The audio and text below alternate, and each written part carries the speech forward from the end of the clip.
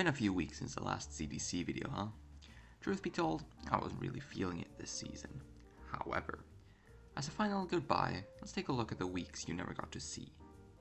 In week 6, I fought in what felt like an unwinnable game against Crep, but came out victorious with a 2-0 victory.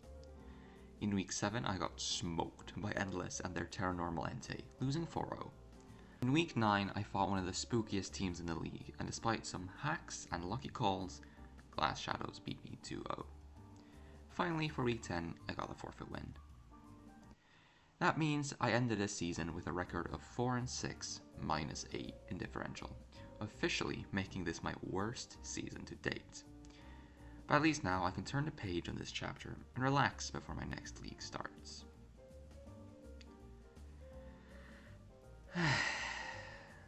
Never mind. Round 1 of playoffs, and I'm playing the person who's played in 2 divisions this season and has gone 10-0 in both. They also happen to be my week 1 opponent, Zom. I guess the title for that game was a bit more fitting than I thought, huh? Zom's team is very similar to what it was last time. Only changes being Regidrago and Illumise have been replaced by Haxorus and Sableye. That being said, my team has changed a whole bunch. For the worse, many would say, me included. Upon first inspection, there was one mon that stood out to me, namely Vaporeon. If you look at Zom's team, what do you see? Because I can tell you what I don't see. And that's a real war resist. Terra Warrior choice picks Vaporeon, clicks the biggest buttons in the land against Zom, only really needing Ice Beam for coverage. Given I don't think I can beat Zom using my usual playstyle, I felt like switching it up. Glow-Row then allows me to use Trick Room, a strategy that is particularly good into Zom given all their top mons are blazing fast.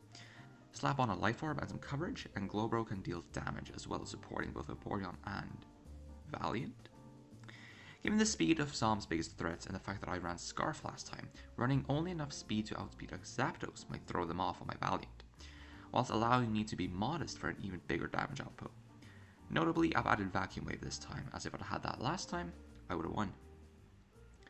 With the main plan in place, I added Scarf Weavile with enough investment to outpace a +1 Greninja, Weakness Policy Kilo could put in some nutty damage, and finally Mirror Herb Electros to abuse a potential Shell Smash Torterra. And that's the team, and all that remains to see is if button clicking is a viable strategy. And here we are for the game versus Zom. And they're going to lead off with their Mesprit. And I'm just going to lead with Vaporeon, because truth be told, they only really have one mon on their team being Zapdos that I'm afraid of. So just leading with my biggest button in the actual biggest button in the world, it just feels really good. Also, Mesprit just does not really damage Vaporeon very much. I am very physically bulky, so I would still take quite a bit from like a Psychic. But, you know, it's a Vaporeon, and it'll take a few hits. So Terra War here is very easy for me to do. They're going to set up rocks, which makes sense, as last time my Weavile was very difficult for them to deal with. So them putting up rocks to limit my Weavile, it makes a lot of sense. But that Scald did about 60% maybe, like 55. That's very, very much in range of just another Scald to kill it. So it's a pretty easy button for me to click, really.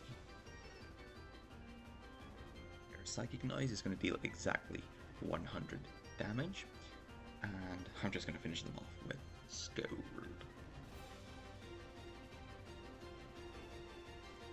So at this point my Vaporeon has taken a bit of damage, which is fine. Health on Vaporeon isn't actually that necessary as long as I'm alive, it's fine, so I'm okay with taking that chip. In comes Haxorus, and in my mind I wanted to kind of Scald here to fish for a burn, but it just didn't really seem necessary. I probably would live in outrage, because I am very physically bulky, but I just didn't feel like risking it. And they didn't bring Torterra, which means that my Mirror Herb Electrons is the least valuable member of my team. So I'm just going to go into that. Unfortunately, before this game, I did actually have a ability shield on Electrons to sort of serve as a Haxorus check. Now, I got talked out of it and got suggested Mirror Herb instead. Even though ability shield would have been very nice here for the Haxorus, but hey. It just sometimes happens. But it turns out that Zom was very prepared for the ability shield, and we talked about it afterwards. And obviously they're going to Earthquake here, right? They're Mold Breaker. But if I had not revealed my Mirror Herb there, they would have Dragon Clawed to not get fooled by the ability shield, which is very smart. But it might have still been better for me because I might have lived a Dragon Claw +1, I think. But hey, it's whatever. Luckily, my Glowbro is also very physically defensive and perfectly lives in +1 Earthquake from Haxorus after a round of locks. It does exactly like 87.9%. So that's pretty cool. So I never die, I can sort of Trick Room, and then I can get my Vaporeon and just start clicking buttons once more. So here we see that I live the Earthquake like I planned, get my Trick Room up, and I really feel like they're going to switch out Haxorus because it's really good into me. So part of me wants to just put hard switch into Vaporeon and just start clicking the buttons.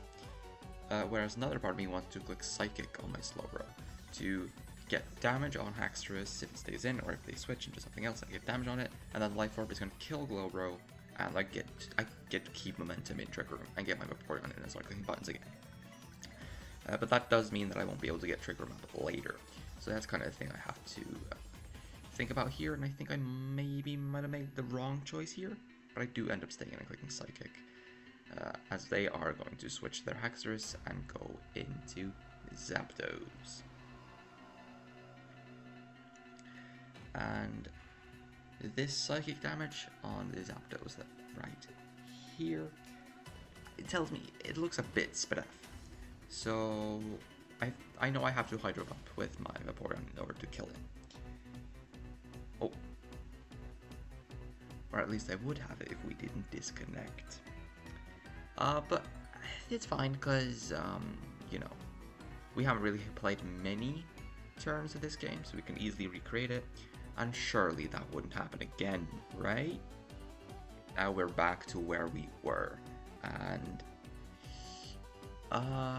yeah, I just go Vaporeon and start clicking buttons. It's very, very safe for me to do. Only, it's not super safe, because if I miss Hydro, then I'm in a tough spot. But I don't really have another play, so we're just gonna go into our good friend Vaporeon. And ladies and gentlemen, you're about to see some of the most beautiful button clicking you've ever seen. So just get ready for this. It's beautiful. So just get ready for this. One Hydro Pump and the Zapdos goes down. And God, you can barely see that that's Vaporeon. It's so shiny. It's rough. But here comes the Haxorus. We're still in Trick Room. I think we got about 3 turns left. So we're just gonna click the button again. I know I probably live. Actually, I think I did the calc. I know they're not bandits. I know that I live a Dragon Claw. So I just click Hydro Pump, and that's a lot of damage. And then Dragon Dance. So yeah, I'm clicking the button again. And we hit another Hydro Pump, and the Haxorus goes down. So we have one more turn in Trick Room, and we have claimed 3. Oh, sorry, Trick Room's over. Never mind. We have. Yeah, so the Zom's got 3 mons left. Greninja, Cinderace, and Zamazenta. None of them take Hydro Pump well. And I still have a Weavile, a Scarf Weavile in the back that, in theory, could clean up the entire game if I get Chip on that Zamazenta and on the Cinderace. Speaking of the Zamazenta, here it comes, and since I know that my most likely win condition here is either Vacuum Wave with Valiant or Low Kick with Weavile, I need Zamazenta chipped. Vaporeon outside of Trick Room is still good, but it's not incredible. Like, the best thing it does, it takes a high Pyro Ball from Cinderace and forces more damage with Scald. But I'm fine with just clicking Hydro Pump here, to be honest, and getting my damage off. As they Iron Defense, and that's incredible for me. And I hit another Hydro Pump, which is even better. So yeah, Zamazenta takes a ton. That's in range of both low kick and vacuum wave. And now that I've done my damage, they're obviously going to attack this turn. And I'm thinking, hey, I might as well just keep my Vaporeon around. My Kilo Watchel is less important than Vaporeon here, to be honest. Doesn't really do well into any of Zom's Mon. Well, it actually does, because Thunderbolt's the Greninja. I guess it's faster than Cinderace as well. Well, you know. I send it in anyways, and it dies to Body Press. You know what else died with Kilo? The internet connection. Yippee! I love paying for Nintendo Online. So now we're back to where we were again. I've got 3 Mons left. Weavile, Valiant, and Vaporeon. Against Zoms, Cinderace, Greninja, and Zamazenta. This was a difficult turn for me, as obviously I'm going into either Weavile or Valiant to pick up the kill on Zamazenta. And the reason this is tricky is because depending on the Mon that I choose to clean up the Zamazenta, there's obviously going to be a different sequence of events that's going to happen afterwards. If I go Valiant, then they're going to see I'm not booster speed. They're going to go into Greninja, they're clicking Sludge Wave, most likely. If I go Weavile, they're going to go into, and see I click Low Kick, I'm faster than Zamazenta, they're going to go into Cinderace. I think I have a better chance into Cinderace than I do into Greninja, so I go Weavile first. As Cinderace, Pyro Ball, I have a Vaporeon for, and a U-turn, which is more likely because it also kills the Weavile. Can then go into Valiant and keep my momentum up, threatening a Vacuum Wave into both Gren and Zamazenta. Now, which is why I felt that Weavile was the better play here. And obviously I'm going to Low Kick, because this is +3 defense Zamazenta. Icicle Crash and Knock Off are not killing this thing, so I'm going to have to Low Kick. And go Cinderace, and this might be a misplay, a pretty big one to be honest. Because like I said, I know that this thing is clicking U-turn. It's the best play for it to make. So if I go into Valiant, I resist it. They have to go into one of their other 2 fighting. I have to go into one of their fighting weak Mons, and I can Vacuum Wave it for a bunch of damage. Which would have been really good, because for example, if I kill the Zamazenta, then that puts Weavile in a really good spot to just spam knockoff afterwards. If I kill the Greninja, it also puts the Weavile in a good spot afterwards. So I do end up staying in here to click Low Kick again to try and get more damage on Cinderace. I think I should have swapped. I really do think I should have swapped, because I also live a Pyro Ball if it's not banded. So Valiant would always live and always force more chip. And I think at this point in the game, I think that Weavile might be a more reliable win condition than the Valiant is. But that's not the play that I decided to make. Weavile dies, and now I'm in a 2 versus 3 situation. And their Greninja comes in. So now the question is, do I go Vaporeon and force Skull to damage, or Hydro Pump? Or do I go Valiant and bank on them not having Sludge Wave to kill it, and then win the game with Vaporeon afterwards? And I think in retrospect the correct play here is to go Vaporeon, because I know I live every hit that Greninja could throw at me, apart from Specs, Grass Knot. That will kill, if it's Protean. Everything else I live, I force damage, but I put it in Vacuum Wave range. Which would be the correct play for me to make. I don't make that play, I go into Valiant. Because, I don't know, I felt like banking on them not having Sludge Wave.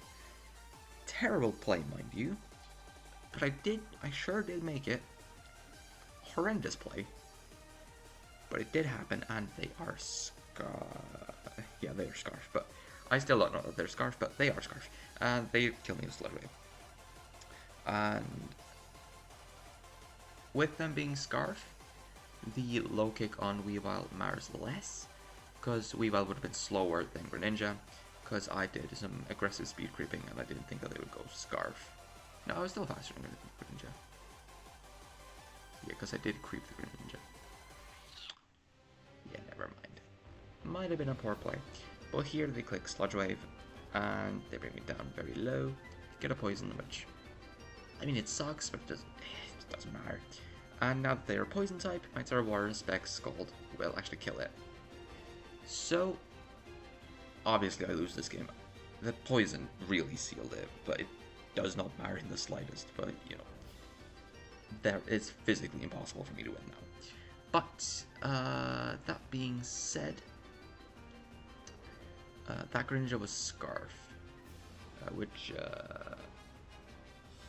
sorry, they had U-turn on the Greninja, which, when I did a horrendous play into Valiant, if I had gone Vaporeon first, they said that they would have U-turned, which I agree with.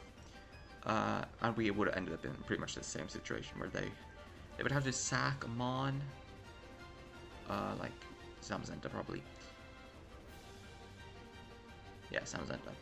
And then they can bring Greninja back in and Sludge Wave, because now Vaporeon would be in range after the U-turn, and then they Sludge Wave twice and I still lose a 2-0. So it didn't really matter at the end there, I don't think. But that was the CDC Season 4 Victini Wi-Fi Division. Truth be told, not my favorite season.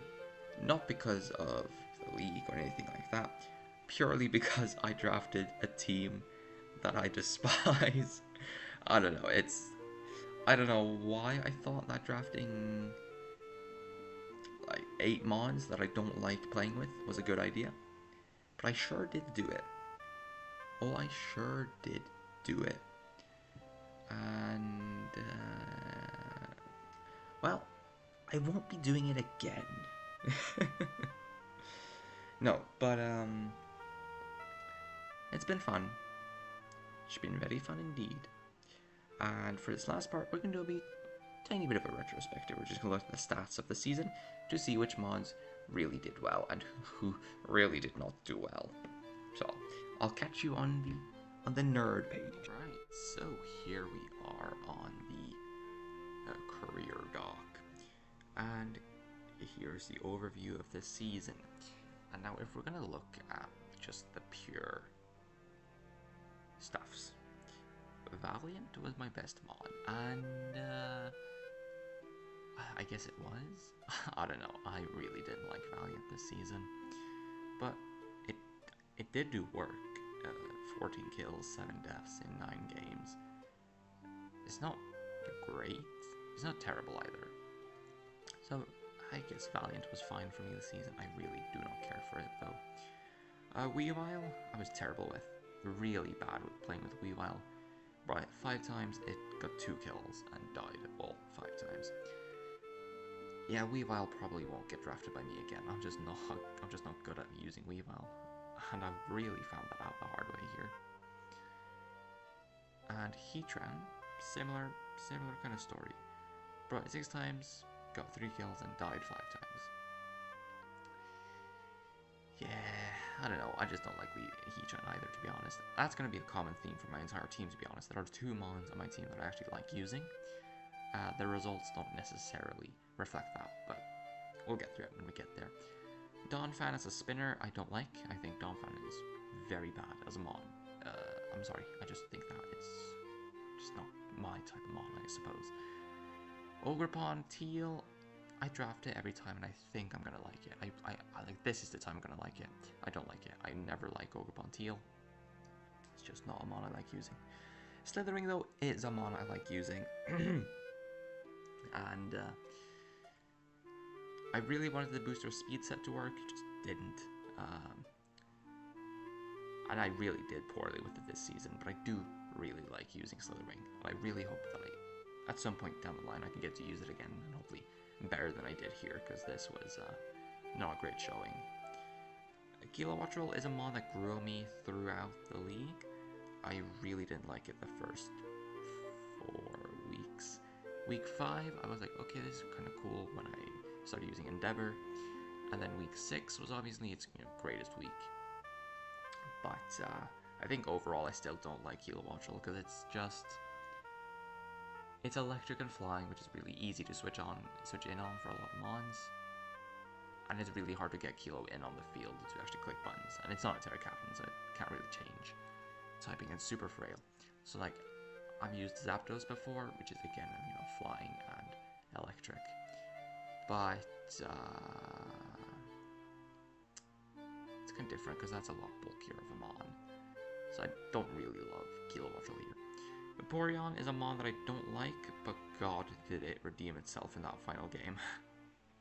But yeah, bulky Vaporeon specifically I don't like. Offensive Vaporeon I really do like. Just spamming really strong war moves. That's how I like using Vaporeon. I love Glowbro. Glowbro is such a crutch Mon for me. But this season, it was not its season, man. Brought only 4 times, got 1 kill. That 1 kill was one of many reasons I lost against Sub. So if it hadn't killed the Darkrai, I probably would have won that. And it died 3 times. Which is really sad, because I really do like Glowbro, and this is just not its season. It was a really bad season for Glowbro. But I will be using Glowbro later down the line, because I really like this thing. And finally, Eel. I don't really care for Eel, to be honest, in draft, or just competitively in general. And I think that showed this season. Even though I only got it at the end alongside Ogerpon, I brought it twice, and it did fine. It did really well against Tog, and I really have to give it credit for that, because that was really good performance. But apart from that, not that great. And that kind of sums up the entire season, to be honest. Not that great, but I'll come back later, stronger and wiser, and back on Showdown, because I prefer it, to be honest. And yeah, that's pretty cool. And I guess I can slide it over here. This is season 3. This is the last season that you didn't get to see. Just give you a sneak peek of here. If I ever do end up making a video on this, which I hope I do. But here's a sneak peek. You can see. Wow. Yeah. Anyways, that was CDC season 4. And I'll see you in a little bit for my next league. Goodbye.